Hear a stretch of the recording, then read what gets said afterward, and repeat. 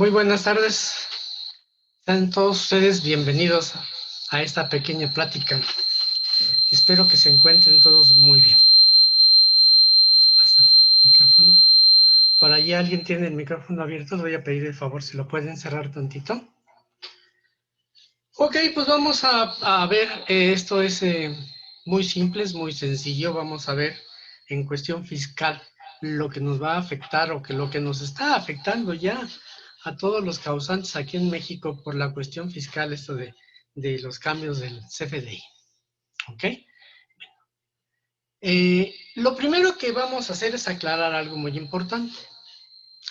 CFDI, que significa comprobante fiscal digital por Internet, no es sinónimo de factura. Entonces, ¿qué es un CFDI?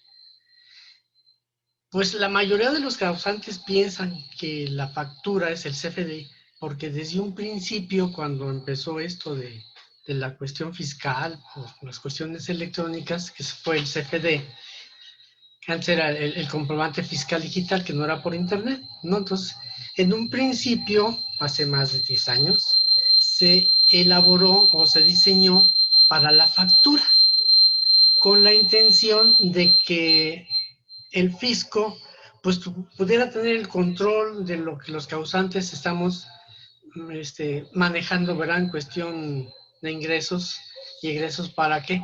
Pues la finalidad, todos lo sabemos, es para el pago de impuestos, ¿ok? Entonces, por eso se diseñó precisamente para las facturas, porque es la venta. O sea, de la venta ese es el punto de inicio donde se arranca para saber que hubo ingresos, ¿verdad? Y que entonces hay que pagar los impuestos, ¿ok? Entonces, eso es, o esa fue la finalidad con la que el SAT eh, diseñó e implementó esta cuestión del CFD, ¿ok? Eh, como el SAT vio que esto estaba funcionando, pues fue agregando otros documentos, ¿ok?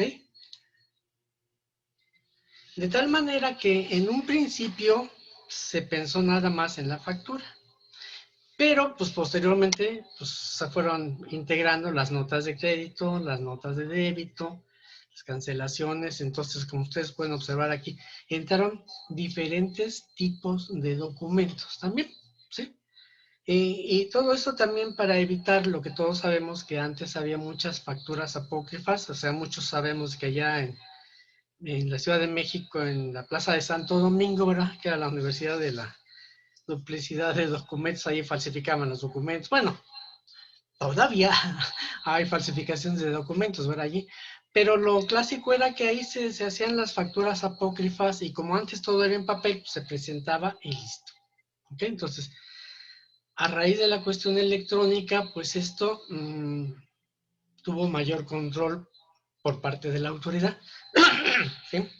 Ya era más difícil eh, crear estos documentos electrónicos. Algo que a lo mejor muchos no saben es el por qué se diseñó, digamos, un archivo electrónico del tipo XML. Bueno, eh, al principio se dijo que esto era con la intención de que no se pudieran modificar o que no se pudieran duplicar, como los papeles. Y bueno, alguien me dirá, no, es que sí es cierto, yo los puedo hacer mis copias y puedo modificar los archivos XML. Sí, en realidad sí se puede hacer. Pero lo que sucede es lo siguiente. Este tipo de archivos traen un mecanismo, el cual, si alguien entra a modificar un archivo de este tipo electrónico, al momento que la autoridad lo abre para revisarlo, hay algo que indica que ya fue violado. Algo así como un sello de seguridad, por así decirlo, ¿no? Que se viola en el momento que alguien modifica este tipo de archivos. Y entonces así es como la autoridad podría decir en un momento dado, ah, tengo manera de determinar cuando un documento fue alterado, ¿ok? Aunque ya saben que siempre hay un roto para un descosido, pues siempre le encuentran la manera de hacer esto. Y pues a pesar de todos los puntos de chequeo que puso la autoridad y todo esto, de todas maneras siguen existiendo facturas apócrifas. ¿Ok? Entonces, en base a que esto está trabajando para la autoridad, el CFDI, que ahora se llama, perdón,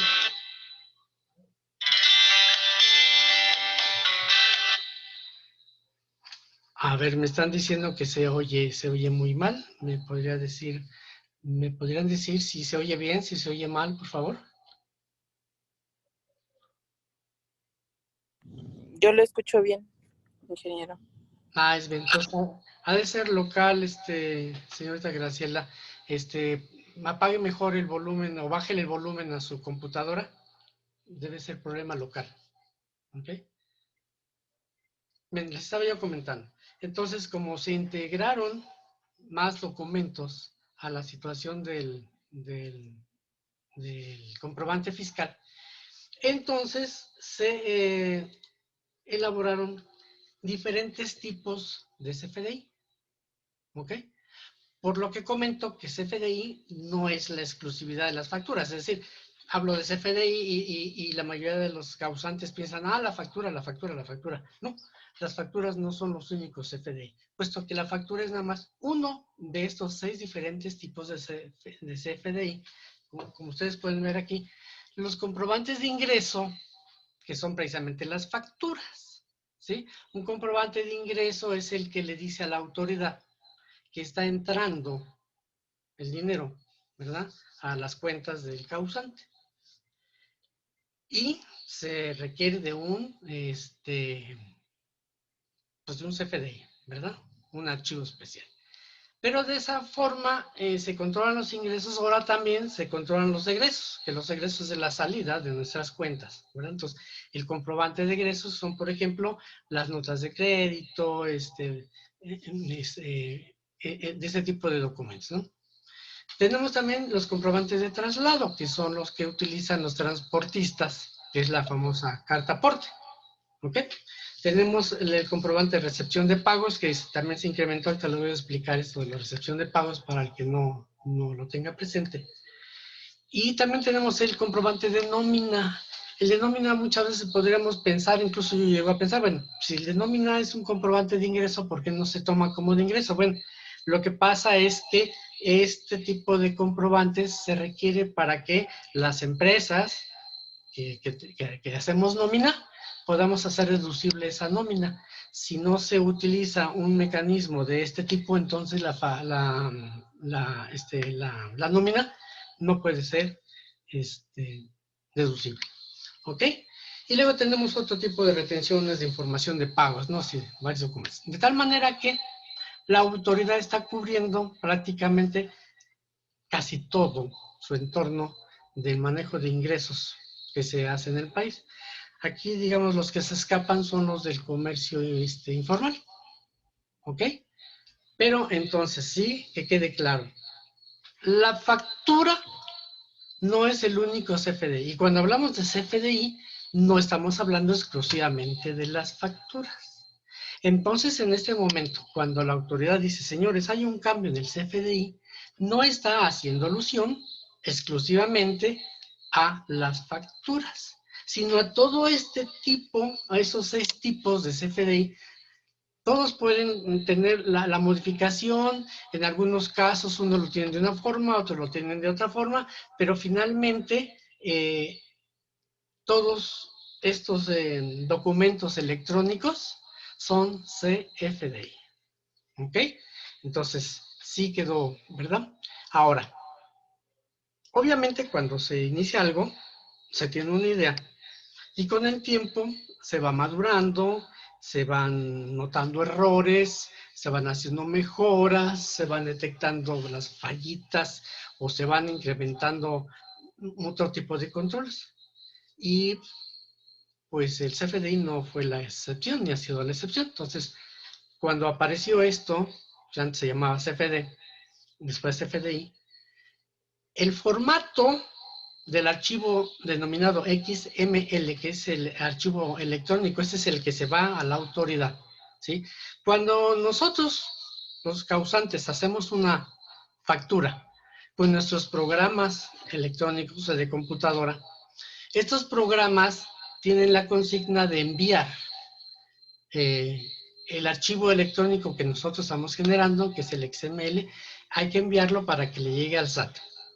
También aquí les recuerdo, lo repasamos, ustedes ya lo saben, que cuando nosotros hacemos una factura o hacemos cualquier tipo de documento electrónico, este no va directo de nuestra computadora a las computadoras, a los sistemas del SAT. No. Estos archivos se manejan por medio de un intermediario que es el PAC. ¿Ok? El PAC es, la empresa, es el mecanismo, es el intermediario, son, digamos, los ayudantes del SAT. Ellos son los encargados de darle a todos los usuarios el timbre, el famoso timbre que sabemos que, ya timbraste la factura, ¿no? Ya timbraste la nota de crédito, ¿no? El famoso timbre lo entrega el PAC, no lo entrega Hacienda directamente. Los PAC son intermediarios, entonces el PAC recibe de Hacienda, recibe, digamos, por así decirlo, una dotación de timbres, ¿no? Aparte de una certificación, no cualquiera puede ser un PAC, ¿ok? Hay unos requisitos muy controlados para poder ser PAC, ¿ok? Entonces el PAC es el responsable de recibir nuestra solicitud de timbrado de nuestra factura que estamos elaborando, o la transacción que estamos haciendo del documento electrónico, la recibe el PAC. El PAC es el que determina si está bien elaborado o no está bien elaborado. Es decir, lo valida. ¿Lo valida en base a qué? Lo valida en base a las reglas que estableció la autoridad. Y entonces el PAC, una vez que determina que esa solicitud está dentro del marco que se estableció, entonces ya proporciona, nos entrega el folio fiscal, que es el famoso timbre. ¿Ok? Y cuando nosotros, los que estamos haciendo el documento electrónico, ya lo damos por bueno, ya lo recibimos, ya está timbrado, entonces lo que se hace es regresárselo al PAC. Y el PAC es el que se lo va a entregar a la autoridad. Por eso luego sucede el caso de que ha habido causantes que se quejan de que hacen un documento electrónico y que cuando inmediatamente entran a checarlo en su buzón de tributario dentro del SAT, no aparece. O lo quieren cancelar y no aparece. ¿Por qué? Porque el hecho de que nosotros le enviemos este documento o este archivo al PAC no significa que el PAC lo reenvía inmediatamente a la autoridad.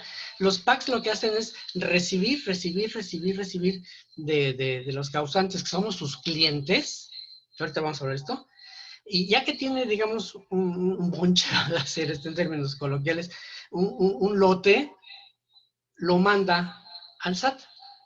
Y en esto pueden pasar hasta 72 horas. Por eso es que luego ustedes se pueden encontrar el caso que dicen, es que te tienes que esperar 72 horas para que obtengas el resultado que estamos esperando.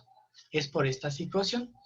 Ahora, ahorita que estaba mencionando lo del PAC, el SAT proporciona los timbres al PAC. Y esos timbres no tienen costo.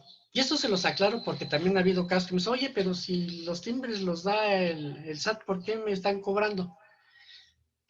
Lo que pagamos nosotros por el timbrado de nuestros documentos electrónicos no es precisamente el timbre. Lo que estamos pagando es el servicio que está proporcionando el PAC. ¿Ok? Por eso es que tienen costo los timbres.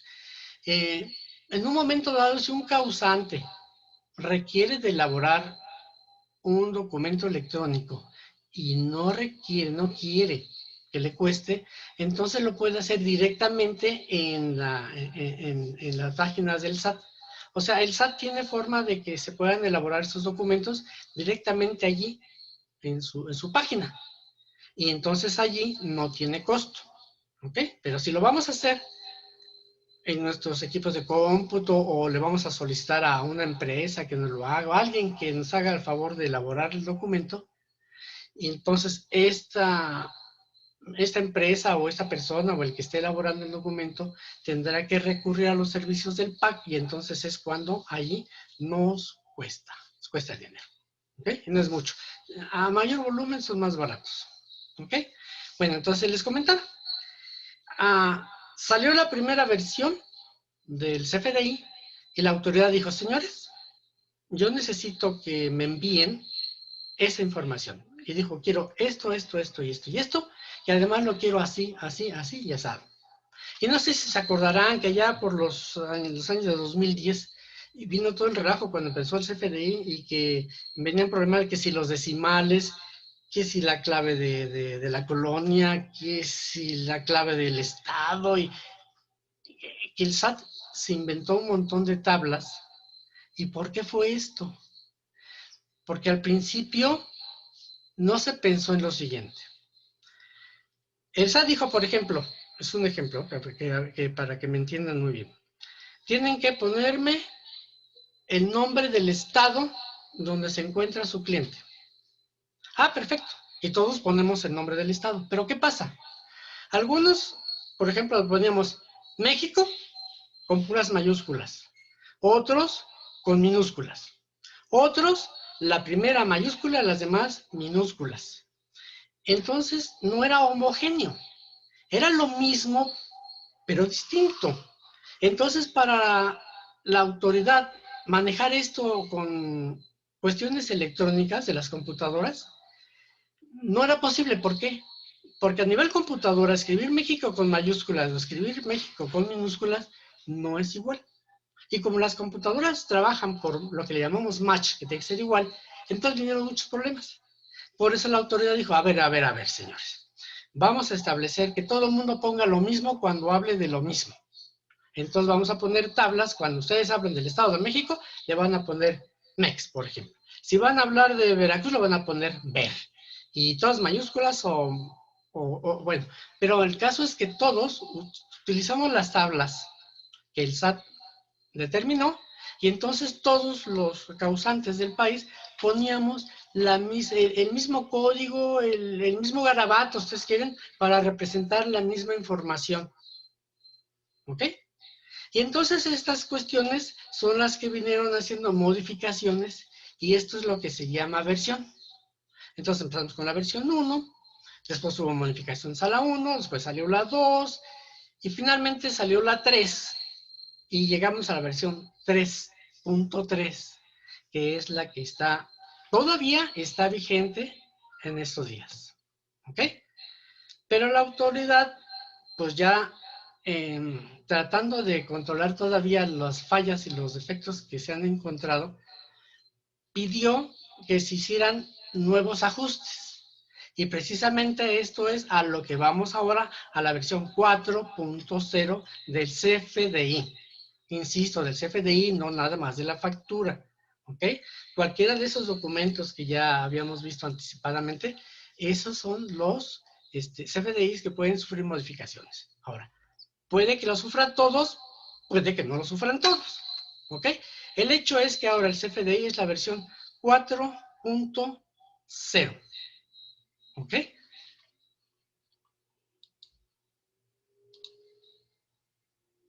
Bien. Y entonces, la autoridad dijo que esto iba a empezar a funcionar a partir del 1 de enero de este año. Pero como ustedes ya saben, aquí en México pues siempre tenemos prórrogas. Entonces nos dieron una prórroga, dijeron que para junio, julio de este año, y después lo cambiaron para el 1 de enero del año próximo. ¿Ok? ¿Por qué? Pues porque ahorita les voy a platicar cuáles fueron los detallitos que obligaron a la autoridad a hacer esto. ¿Ok? Entonces, y la autoridad que dijo, mira, ahora vamos a cambiar de la versión 3.3, vamos a pasar a la 4. Y entonces vamos a hacer algunos cambios, los más significativos, aquí los podemos ver. ¿Ok? Entre estos cambios, los más importantes, los que nos afectan a nosotros, que ahorita les voy a decir por qué, es el nombre o razón social del cliente. ¿Ok? El código postal. ¿Ok? Y el régimen fiscal de los clientes, que antes no se manifestaba, ahora con la versión 4.0 se tiene la obligación de ponerlo. ¿Ok? Entonces aquí podemos ver, digamos, lo más significativo en el cambio de la versión 3.3 a la 4.0. ¿Ok? Ahora, ¿qué cambió? Bueno, en la factura, aquí viene lo que les estaba yo mencionando. El campo de nombre o denominación, razón social, nombre, sí, denominación o razón social, ¿ok? Eso fue importantísimo. Antes no había problema con la autoridad porque el CFDI, hasta el 3.3, estaba controlado casi exclusivamente por el puro RFC. ¿Por qué? Cuando nosotros vamos a empezar operaciones para poder hacer transacciones mercantiles y poder facturar o poder hacer nuestros movimientos, nos fuimos a inscribir, nos fuimos a dar de alta al SAT. Ahí dimos todos nuestros datos y que nos dieron una identificación única que es el RFC. Entonces, en estas versiones anteriores, nada más con el puro RFC, el SAT sabía dónde el domicilio, dónde está la razón social, el código postal, etcétera, porque es información que se tuvo que haber dado para darnos de alta. ¿Ok? Entonces, ahora, esa información que tiene el SAT también nosotros tenemos que ponerla. ¿Ok? Entonces, para la factura, esto es lo que se va a mover con lo de la factura. ¿Ok? Ahora, la mayoría de los cambios son internos. ¿A qué me refiero internos? A la información que se va a ir en el XML, que no la ponemos nosotros. La información que va en el XML es el formato, es el machote, es el cliché, que Hacienda dijo, quiero esto y lo quiero así.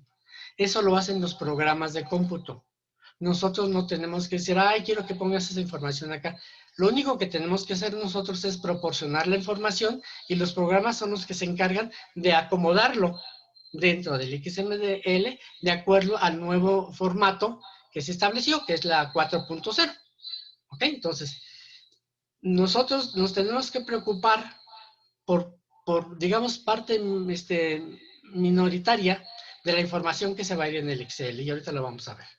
Entonces, esto es lo que se va a mover en la factura de lo más relevante. Dentro del complemento de pago también, el complemento de pago es aquel documento que el SAT o la autoridad diseñó por lo siguiente.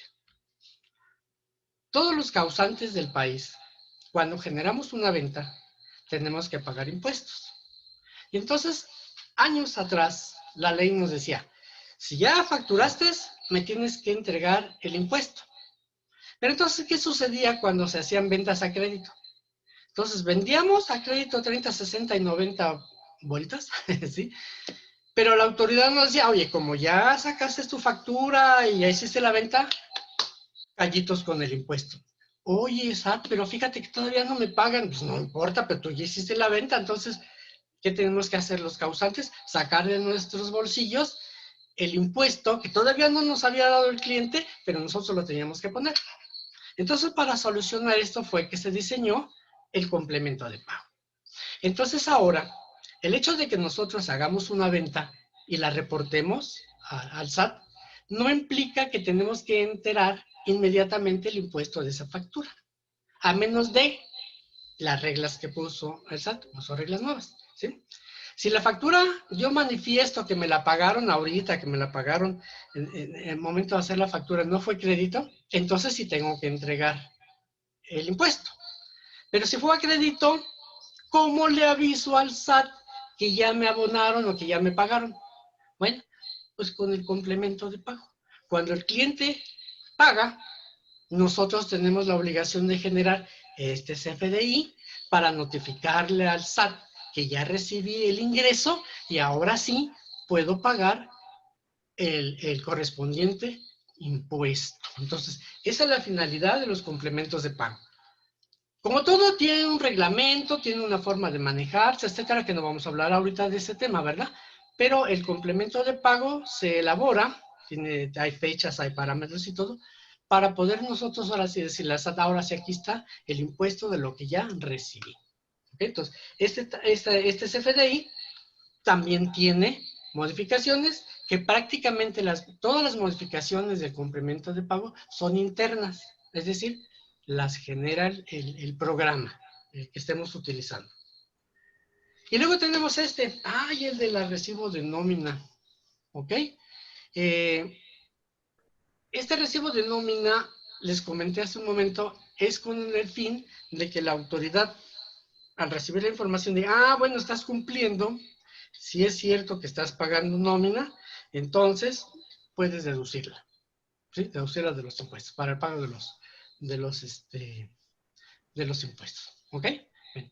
Todo esto es lo que la autoridad determinó que iba a empezar a partir del 1 de enero de este año. Después se postergó a medio año y después se postergó hasta el principio del año que viene. Y nuevamente hubo otro periodo de adaptación que va a ser el 31 de marzo. ¿Ok? El 31 de marzo. ¿De acuerdo? Bien. Y los recibos de nómina pues no se escaparon. ¿Por qué? Porque aunque son empleados y no son clientes, están de alguna forma afectando al pago de impuestos de los causantes. ¿De acuerdo? Entonces, todos estos CFDIs. ¿Ok? Ahora, ¿qué es lo que nos afecta como causantes? Las validaciones. ¿Qué son las validaciones? Lo que les comenté hace un momento. El PAC va a recibir mi solicitud de timbrado de un documento y lo va a checar y va a verificar que cumpla con los requisitos que solicitó la autoridad. Y entonces ahorita ustedes se preguntarán, bueno, ¿y por qué tantos saltos si ella va a ser a primero de este año y ahora va a ser hasta casi mediados del otro año? ¿Por qué? Bueno, resulta que nosotros, para los causantes, para poder cumplir con esto, necesitamos poner cierta información de acuerdo a como lo solicita la autoridad. Y esa información viene impresa en un documento, que es el que causó todo el caos a nivel nacional, que es la constancia de situación fiscal. ¿Ok? ¿Qué es esto de la constancia de situación fiscal? Bueno, la autoridad dijo, señores, yo necesito que en sus envíos de documentos electrónicos venga la información exactamente igual a como yo la tengo registrada en mis archivos. ¿Ok? Y entonces, para eso, existe este documento que se llama Constancia de Situación Fiscal, donde al emitirlo, esto lo emite el SAT, nos proporciona de forma impresa cómo están nuestros datos registrados con ellos. ¿Ok? Y entonces nosotros lo que tenemos que hacer como causantes es tomar esta información de la constancia fiscal y ponerla en nuestros archivos de nuestras computadoras que generan los documentos digitales. Y entonces aquí es donde vino el primer problema. ¿Por qué? Lo primero fue el nombre o la razón social. Resulta que pues todos nosotros estábamos acostumbradísimos a decir, mi cliente es el Diamante SADCB, ¿ok? Con el registro federal número tal, y el domicilio tal, y el código postal MAPS ¿no? El que cayó. Y pues ahora resulta que el SAT no tiene dada de alta a mi cliente el Diamante SADCB como SADCB, sino únicamente como el Diamante. Y entonces en el momento que yo le agregué la coma y el SADCB, ya hay una discrepancia con la información del SAT. Y entonces en la constancia de situación fiscal, ahí vamos a ver cómo está escrito ese nombre en el SAT. Y así tal cual está en ese papel, lo tenemos que poner nosotros. Porque si no es idéntico, entonces a la hora de validar el documento, no va a pasar. Y luego, nos pidió una información que no teníamos. No estábamos acostumbrados a saber el régimen fiscal de los clientes. Bueno, pues ahora hay que ponerlo. Entonces hay que pedírselo al cliente. Entonces, en la constancia, allí viene. ¿Okay? El RFC, bueno, el RFC es de cajón y así ya estaba. Nada más que ahora resulta que el SAT está validando este RFC que sea, digamos, válido, ¿sí? Pero además que cumpla con ciertos requisitos que ahora está pidiendo para obtener el certificado para timbrar, el certificado del sello fiscal para timbrar, ¿ok?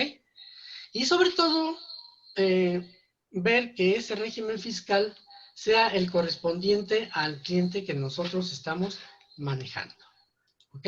Y esto viene enlazado con el RFC. Y por último también nos pidió el código postal. Porque es increíble, miren, yo recuerdo una empresa que su código postal estaba mal, pero estaba bien. ¿Por qué estaba mal, pero estaba bien? Resulta que el SAT tenía un código postal, pero ellos tenían registrado por la cuestión de Correos de México, que correspondían a una zona postal que no era la que tenía registrada el SAT. Y entonces tuvieron problemas. Y no le estoy hablando de ahorita, le estoy hablando de hace 6, 7 años. ¿Ok? Entonces, el código postal también es muy importante. Entonces, estos son los principales datos que se validan a la hora de hacer el CFD. ¿Ok? En el caso de los empleados para la nómina, pues el código postal es el que se utiliza. El número de razón social, bueno, pues ahí no hay pierde porque son nombres de personas, ¿verdad? Y el régimen fiscal, pues no procede. ¿Ok? Entonces todo esto lo tenemos nosotros que validar y verificar nosotros en nuestras computadoras para que a la hora de que llegue al PAC también lo valide. Y una cosa que resultó hoy con esto, por lo del código postal, es la fecha y la hora. Resulta que en algunos casos el código postal lo manifiestan en un lugar y el uso horario es distinto. Pero como esto lo validan el XML, entonces también ha habido discrepancia. Entonces también tenemos nosotros que preocuparnos por ver que esta información esté correcta. Y por último, la validación. No sé si ustedes ya saben que existe lo que se llama la lista negra del SAT. ¿Qué es la lista negra del SAT? La lista negra del SAT es un listado que tiene el SAT de todas aquellas empresas donde sospecha que le están haciendo chanchullo y que están reportando CFDIs falsos. Esos son por un lado. Y también empresas que están utilizando CFDIs falsos que generan empresas que se dedican incluso a vender facturas ficticias. Entonces, todos los sospechosos que encuentra el SAT los mete en esta lista que se llama lista negra. Y entonces los sospecha y los empieza a investigar, los empieza a estar vigilando, etcétera, y hasta que no se compruebe que no están haciendo cosas inadecuadas, entonces los borran de la lista negra. Entonces, todo esto es lo que ahora se está validando y se está checando para los CFDIs. ¿De acuerdo? Entonces, ¿y cómo nos afecta? Pues porque si nosotros no ponemos esta información de la forma adecuada, entonces nuestros documentos no van a poder ser timbrados. Y está sucediendo. ¿eh? Hay usuarios, yo acabo de ver uno apenas antier, que le dieron la constancia de situación fiscal y a pesar de estar viendo que no llevaba el SASB, lo mantuvo. Y cuando quiso timbrar, pues nomás de ahí no pasaba y de ahí no pasaba. ¿Ok? Entonces, un puntito, una coma, todo eso que esté de más, no pasa su validación. Y los trabajadores, a los empleados, si no les ponen su código postal, tampoco van a pasar. ¿Ok? Entonces, todo esto es en cuanto al CFDI. Bueno, ahora vamos a hablar de otra cosa más emotiva, ¿no? El salario mínimo, que eso ahorita está todavía en nuestros días, ¿no? Ya bien presente, ¿no? El salario mínimo que ya fue autorizado para el próximo año. ¿Ok? Entonces, aquí ustedes pueden ver que son dos salarios mínimos, por así decirlo. ¿Ok? Bien, entonces, ahora, una noticia. Generalmente, siempre que hay aumento al salario mínimo, pensamos todos que por ser empleado me van a subir el sueldo. Bueno, miren, ahí sí les doy una mala noticia. Estos aumentos son única y exclusivamente para el salario mínimo. No es para los salarios profesionales, ¿por qué? Porque ese tipo de salarios son pactados. ¿Ok? Y aquí lo que estamos hablando es nada más del salario mínimo. Todos los trabajadores que ganan el salario mínimo van a tener este incremento. ¿Qué quiero decir con esto? Bueno, lo que quiero decir es que no por el hecho de que haya un incremento en el salario mínimo, quiere decir que nos van a subir el sueldo a todo el mundo. ¿Ok? ¿Por qué?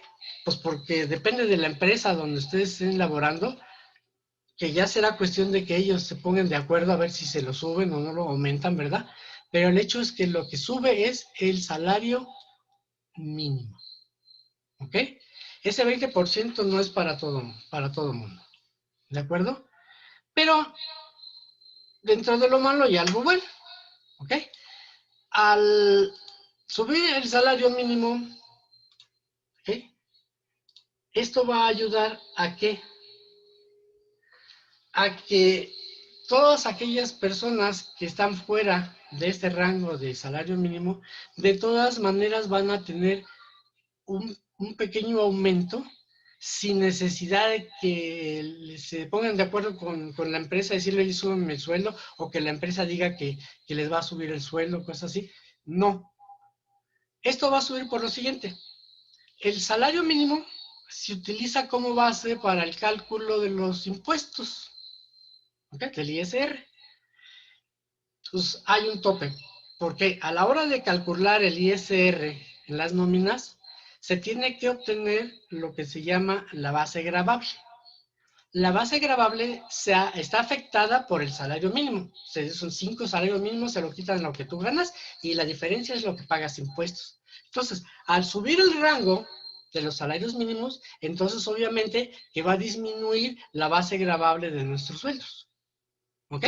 Entonces, aunque ustedes no lo pretendan, de todas maneras va a haber un pequeño incremento. Y aquí les voy a poner un ejemplo de lo que estoy diciendo, con el cálculo del ISR. Pongan atención, por favor, porque esto está grabado, ¿ok?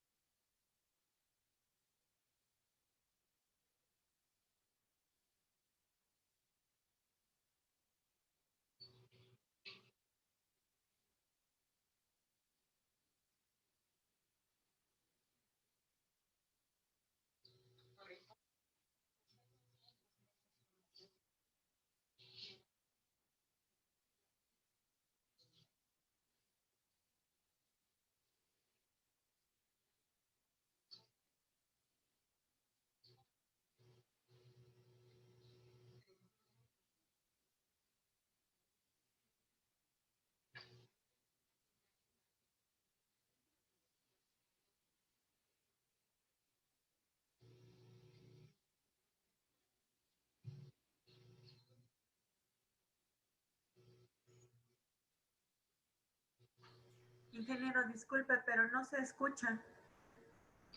¿No se escucha? No, no se escucha. A ver, permítame tantito.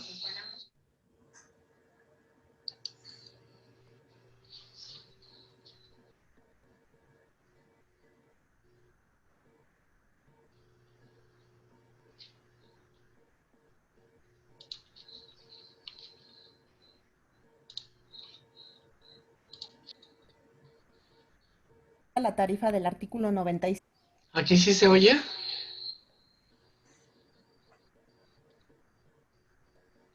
Es verdad que si se actualiza la tarifa del artículo 96 con el cual me calculan el impuesto sobre la renta en mi nómina, ¿voy a pagar más impuestos para 2023? Vamos a ver con un ejemplo práctico si esto es verdad.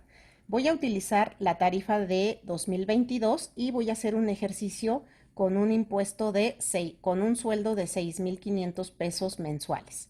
Le vamos a aplicar el procedimiento de la tarifa. En este caso voy a descontar el límite inferior, menos 5,470.93, y el excedente es de 1,029.07. Le voy a aplicar el porcentaje que marca la tarifa, que es de 10,88%, y me va a dar el resultado de 111.96. A eso le voy a sumar la cuota fija, que es de 321.26, y me da un resultado de 433.22. A esto le voy a aplicar el subsidio para el empleo que le corresponde a este trabajador, que es de 253.54, menos 253.54, me da un impuesto sobre la renta a pagar de 179.68 pesos mensuales actuales de impuesto sobre la renta. Vamos a ver qué va a pasar cuando se actualice la tarifa del artículo 96. Esta tarifa que tengo aquí es estimada y es un cálculo hecho con datos del INEGI, lo hizo el Colegio de Contadores Públicos de México para 2023. Entonces es una tarifa estimada. Vamos a hacer el mismo ejemplo de 6,500 pesos mensuales. Le voy a aplicar los nuevos valores, en este caso el límite inferior, que es de 6,272.41, y el excedente me da 227.59. Por el porcentaje, que es el mismo, 10,88%, me da como resultado 24.76, más la cuota fija, que es de 368.30, me da como resultado 393.006. Ahora le voy a aplicar igual el subsidio para el empleo, que le corresponde el mismo, 253.54, y el resultado es de 139.52. Este sería el nuevo ISR a descontar para 2023. Ahora, si lo comparamos con el que estaba pagando actualmente, tengo una diferencia de 40.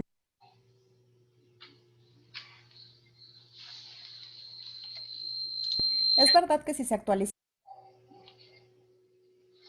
Bien, entonces como ustedes se dieron cuenta, en este ejemplo va a haber un movimiento, vamos a decir, interno.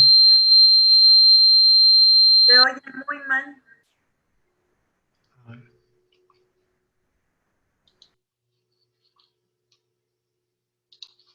A ver, ¿ya me escuchan bien?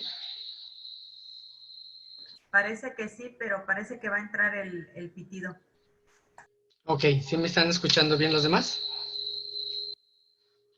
Bien, como les estaba comentando, entonces, al momento de que la base gravable se mueve, ¿sí? Hay una interferencia. A ver, alguien que le baje el volumen a su micrófono, entonces, si es que lo tiene abierto. Cierren sus micrófonos porque se está viciando entonces el sonido. Jessica Romero, creo que tienes abierto tu micrófono. Si pudieras hacer favor de cerrarlo, por favor.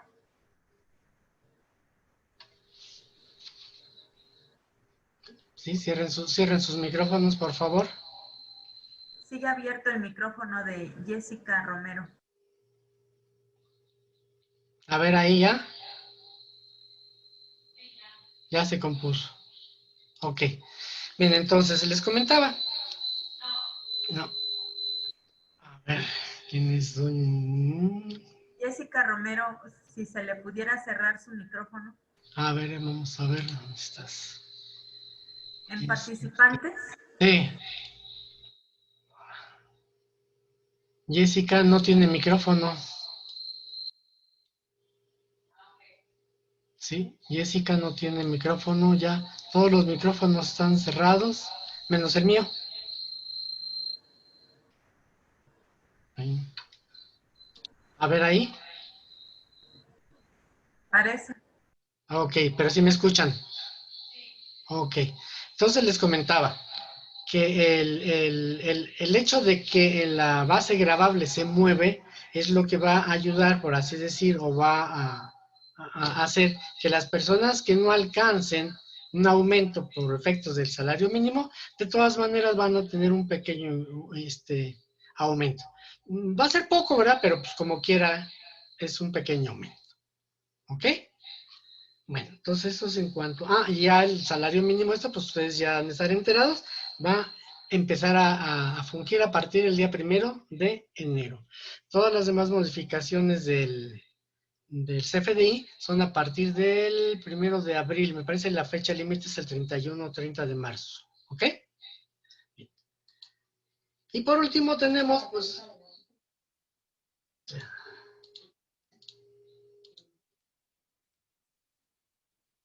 Ok. Ahora sí tenemos, pues la última novedad que esto... Todavía el día de ayer estaba a discusión en la Cámara del Pleno de las vacaciones.